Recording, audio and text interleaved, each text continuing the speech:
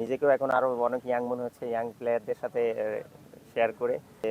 যে জায়গা থেকে আসলে আমার খেলা শুরু, শুধু আমি না, আমি মনে করি আমাদের বগুড়ার শুধু ইন্টারন্যাশনাল পর্যায়ে না, এখান থেকে প্রচুর প্লেয়ার ঢাকা লিগেও অনেক জায়গায় খেলে থাকে।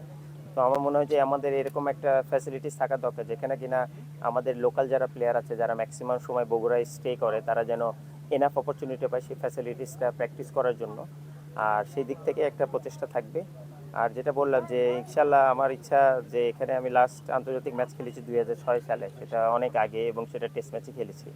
তো এরপরে আমার মনে হয় যে এই মাঠটা এখন এত সুন্দর, এবং এই বগুড়ার উইকেট আমার কাছে মনে হয় এর আগে যারা এখানে খেলেছে, শুধু আমি না, তামিম বলেন, হৃদয় বলেন, ওরা যারা এখানে খেলেছে সবাই বলেছে। এবং না না, এটা তো অবশ্যই সম্ভব, এটা তো আসলে একটু প্ল্যানিংয়ের ব্যাপার। এবং এটা আমার মনে হয় যে শুধু মাঠ আর উইকেট থাকলে আপনার হবে না, এখানে পারিপার্শ্বিক অনেক জিনিস আছে, ফ্যাসিলিটিস লাগে, যেগুলো হোটেল লাগে অনেক, তারপরে দেন আপনার একটা এয়ারপোর্ট হলে তাদের জন্য সুবিধা হয়।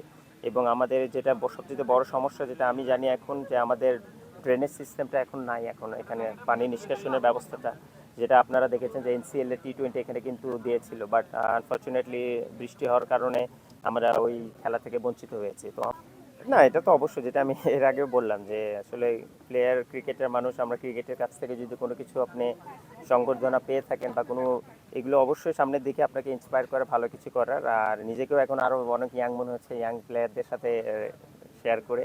তো হ্যাঁ, অবশ্যই ভালো লাগছে। আর জামিল ভাইকে অসংখ্য ধন্যবাদ এরকম একটা আয়োজন করার জন্য। আর ইনশাল্লাহ চেষ্টা থাকবে আর ওদের জন্য। আমি যেটা বলেছি যে আমার বলার চেয়ে আমার কাছে মনে হয় যে সেই ফ্যাসিলিটিসগুলো যেটা আমরা হয়তো বা যখন শুরু করছি এরকম পাইনি, তো সেই জায়গা থেকে যেন ওরা বঞ্চিত না হয়, সেই দিক থেকে। আর শুধু আমার না, আমার মনে হয় যে বিসিবি রিলেটেড এবং এখানে আরও যারা আছেন বড় বড় প্রাইভেট কোম্পানিগুলো যদি একটু এগিয়ে আসেন, আমার মনে হয় যে এই দিকটা থেকে আমরা ইনশাল্লাহ বাংলাদেশকে আরও অনেক বেশি সাপোর্ট দিতে পারি।